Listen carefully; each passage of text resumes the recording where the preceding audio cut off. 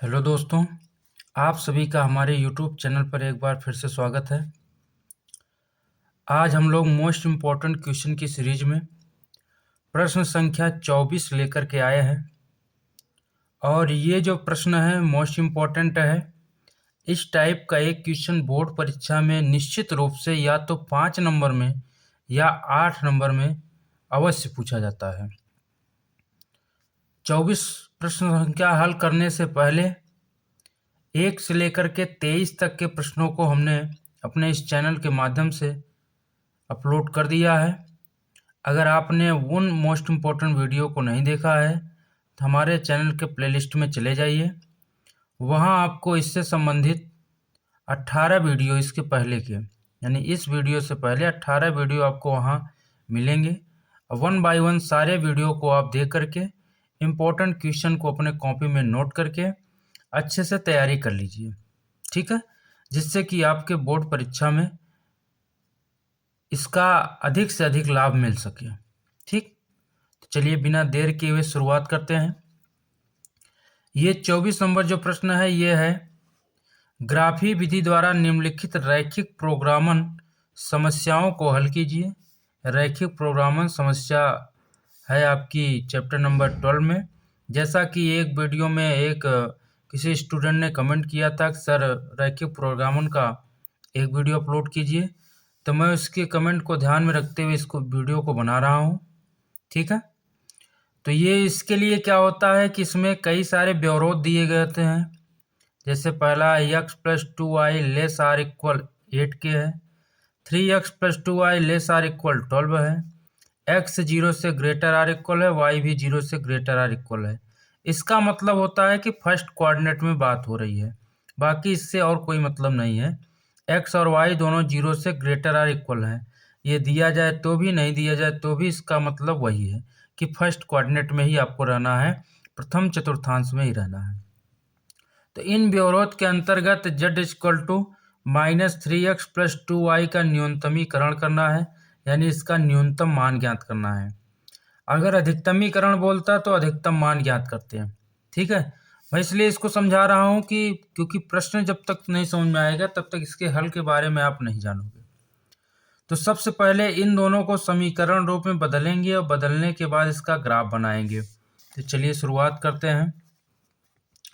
सबसे पहले जो दिया गया है x+2y less or equal 8, 3x+2y less or equal to 12। अब समीकरण रूप में परिवर्तित करने पर, समीकरण रूप में परिवर्तित करने पर,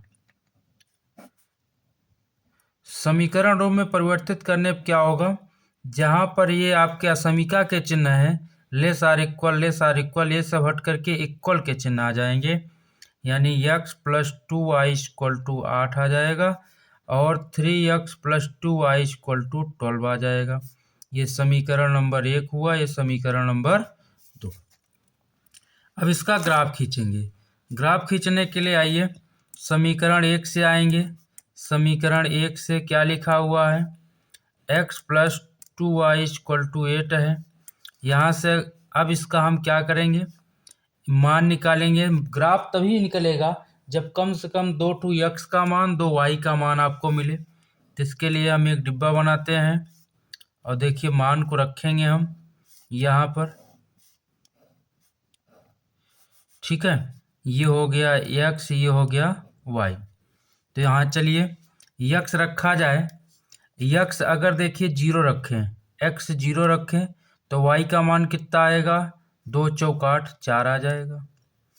अब y 0 रखें, y 0 रखेंगे तो ये 0 हो जाएगा, तो x का मान कितना आ जाएगा, 8 आ जाएगा। इसलिए यहाँ से बिंदु कौन कौन मिले, एक बिंदु मिला 0,4 और एक बिंदु मिला 8,0। ठीक, 2 पॉइंट मिल गए। अब समीकरण 2 से भी यही काम करेंगे। समीकरण 2 से, समीकरण 2 में क्या लिखा है, 3x+2y इक्वल टू 12 है। इसके लिए भी एक डिब्बा बनाया जाए। सेम ऐसे इसके भी 2 मान ज्ञात करेंगे हम लोग, ठीक है। ये आपका हो गया x, ये हो गया y। अब चलिए x, यहाँ अगर x 0 रखा जाए तो ये 0 हो जाएगा और 2 छंग 12, 6 आ जाएगा। y 0 रखें तो ये 0 हो जाएगा, 3 चौक 12, ये आ जाएगा। इसलिए बिंदु क्या मिला? बिंदु आपको मिले 0,6 और 4,0। ठीक है, बात समझ आ गई। इसके बाद जब ये बिंदु मिल गए तब इन बिंदुओं को हम कहाँ दिखाएंगे? ग्राफ पर। चलिए हम ग्राफ बनाते हैं। ठीक है, ये ग्राफ बनाया जाए। ग्राफ बनाने के लिए हम क्या करेंगे?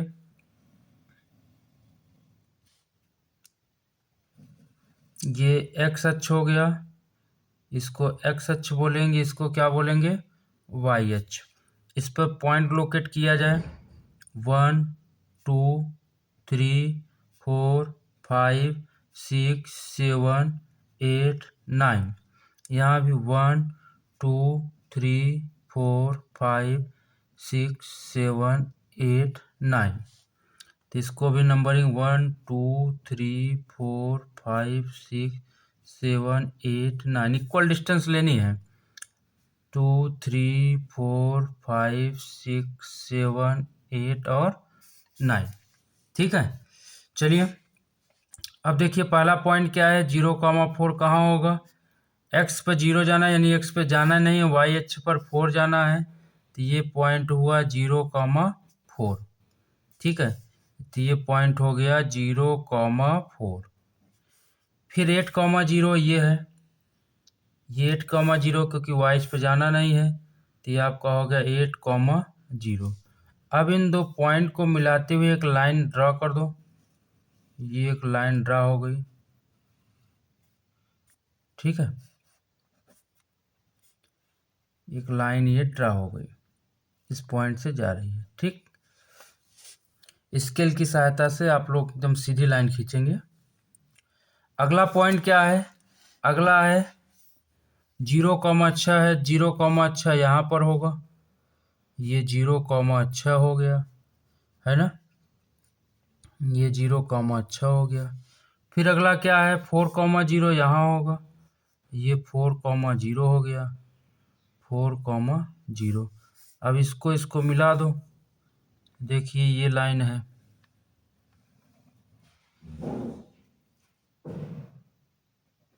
ठीक, अब ये वाली जो ये लाइन, इसका इक्वेशन क्या है? इसका इक्वेशन पहला वाला था, यानी x + 2y = 8। ये x + 2y = 8 है। और इस लाइन का इक्वेशन क्या है? ये है 3x + 2y = 12। क्लियर? अब इतना काम जब हो गया, अब इसके बाद जो असमीकाएँ दी गई थी उसको हम संतुष्ट कराएंगे। किससे? ओरिजिन पॉइंट से। अगर ओरिजिन पॉइंट को संतुष्ट करेंगे तो इसका हल क्षेत्र ओरिजिन पॉइंट की ओर होगा, यानी मूल बिंदु की ओर। नहीं करे तो मूल बिंदु से बाहर होगा। देखिए समीका क्या है? x + 2y ≤ 8 है। यहाँ लिखेंगे असमीका x + 2y ≤ 8 को मूल बिंदु 0,0 से संतुष्ट कराने पर चलिए रखिए, यहाँ भी ये 0 रखिए, यहाँ भी 0, तो 0 + 2 × 0 ≤ 8, 0 ≤ 8। 0 8 से छोटा या बराबर है, तो दोनों में एक कंडीशन सेटिस्फाई करना चाहिए। तो 0 8 से छोटा है, इसका मतलब ये क्या है? ये सत्य है। अब ये सत्य होने का मतलब है कि इसका जो हल क्षेत्र होगा मूल बिंदु की ओर होगा, यानी कि ये वाला, इसका हल क्षेत्र अंदर की ओर होगा। कहाँ होगा? अंदर की ओर, इस रेखा का अंदर की ओर होगा। ऐसे मार्क कर लेते हैं हल्का सा। अब अगला वाला क्या है? 3x + 2y, इसको भी कराएंगे। असमीका 3x + 2y ≤ 12 को मूल बिंदु 0,0 से संतुष्ट कराने पर, चलिए इसको भी संतुष्ट कराएंगे। तो क्या मिलेगा? अब बताओ, ये है 3 into 0 plus 2 into 0 less or equal 12, ये भी 0 ये भी 0, तो 0 छोटा या बराबर आया 12 से, ये भी क्या है? सत्य है ना? अब ये भी सत्य आ गया। इसका मतलब इसका भी ग्राफ जो होगा वो कहाँ होगा? अंदर की ओर होगा। ये भी अंदर की ओर होगा, ये भी अंदर की ओर, ये भी अंदर की ओर। अब ऐसा एरिया देखिए जो दोनों मिले, तो देखा जाए ये भी अंदर चाहिए ये भी अंदर चाहिए, यानी यही वाला जो एरिया है यही उभयनिष्ठ एरिया है। बोलिए, ये क्या है? उभयनिष्ठ एरिया, यही तो मिलेगा। क्लियर? अब जब उभयनिष्ठ मिल गया तो इसके कोणीय बिंदु को देख लीजिए, कौन कौन से पॉइंट है। ये 0,0 है, ये 4,0 है, और ये 0,4 है, ये 4,0 है। बात समझ आ गई?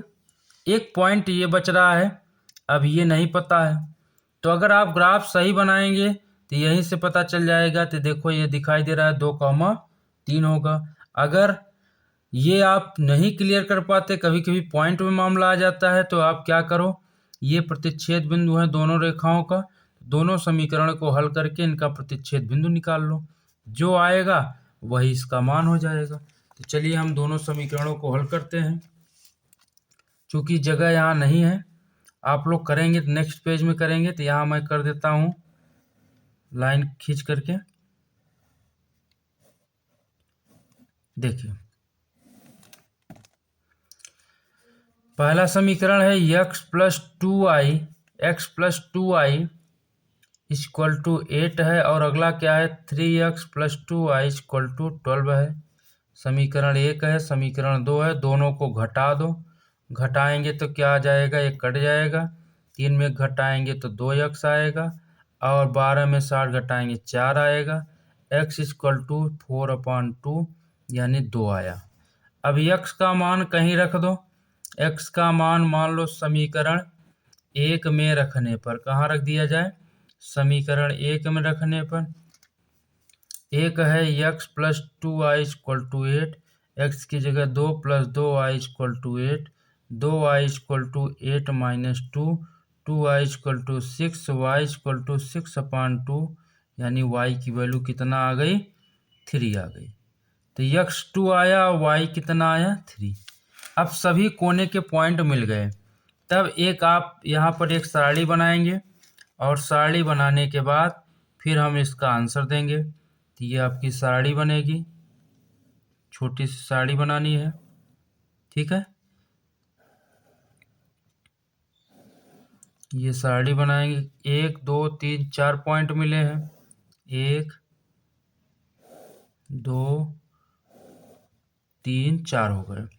अब यहाँ लिखो कोणीय बिंदु, यहाँ कोणीय बिंदु आ जाएगा, और यहाँ क्या होगा? जो z दिया था, z equal to -3x plus 2y, तो यहाँ हो जाएगा z equal to -3x plus 2y, है ना। अब कोने के कौन कौन बिंदु हैं? एक हो गया 0,0 हो गया, ठीक है, और एक हो गया 0,4 हो गया, एक 2,3 हो गया, और एक 4,0 हो गया। अब बारी बारी से मान रखिए, अगर 0 0 रखेंगे तो z 0 आएगा, x की जगह 0, y की जगह 4 रखेंगे, 4 दूनी 8 आ जाएगा, और ये कितना आएगा? ये 3 दूनी 6 माइनस 6 होगा, और ये भी 2 तिहाई 6 प्लस 6 होगा, यानी कि ये भी क्या हो जाएगा? 0 आ जाएगा। इसके बाद 4 रखेंगे तो 4 तिहाई -12, y वाला 0 हो जाएगा। अब आपसे पूछा क्या था? आपसे पूछा था कि न्यूनतमीकरण, न्यूनतमीकरण का मतलब होता है कि न्यूनतम मान। तो नीचे लिखेंगे, अतः z का न्यूनतम मान बिंदु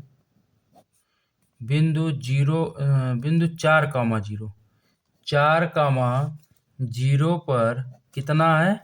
-12। सबसे कम यही है, सबसे ज़्यादा पूछा होता तो 0,4 पर 8 होता। ध्यान देना, अधिकतम न्यूनतम दोनों के लिए वही प्रोसेस है, बस सबसे कम वाला न्यूनतम, सबसे ज़्यादा वाला अधिकतम होगा, -12 है। यही आपका क्या हो जाएगा, आंसर हो जाएगा। बात समझ में आ गई? तो उम्मीद करते हैं कि ये रैखिक प्रोग्रामर समस्या हल आपको समझ में आया होगा। और ये मैंने जो अगल बगल लिखा है, ये आप फिर कॉपी में जब करेंगे या फिर बोर्ड परीक्षा में जब करेंगे तो आप नीचे करते जाएंगे स्टेप बाय स्टेप, क्योंकि एक पेज में ही मैं इसको एडजस्ट किया हूँ। तो इससे आपको भी नहीं एक पेज में एडजस्ट करना है, आपके पास पर्याप्त जगह रहेगी। तो जगह के अनुसार बढ़िया एक पेज में आप क्या बनाइएगा, इसका ग्राफ बनाइएगा और उसके बाद इसको हल करिएगा। हल करने के बाद टेबल बनाइएगा, टेबल बनाने के बाद तब इसका उत्तर दीजिएगा। ठीक, तो उम्मीद करते हैं ये वीडियो आपको पसंद आया होगा। और जैसा कि आप लोगों की मांग थी, इसलिए मैंने इस वीडियो को बनाया। और अच्छा क्वेश्चन है, 8 नंबर या 5 नंबर में फिक्स क्वेश्चन आता है। ये मैं लिख दे रहा हूँ, 5 मार्क्स या 8 मार्क्स, एकदम फिक्स क्वेश्चन है। इसमें आना ही आना है, निश्चित रूप से आना है। इसलिए इसको बहुत अच्छे से तैयार करिएगा। मिलते हैं फिर नेक्स्ट वीडियो में, तब तक के लिए बहुत बहुत धन्यवाद आप सबका।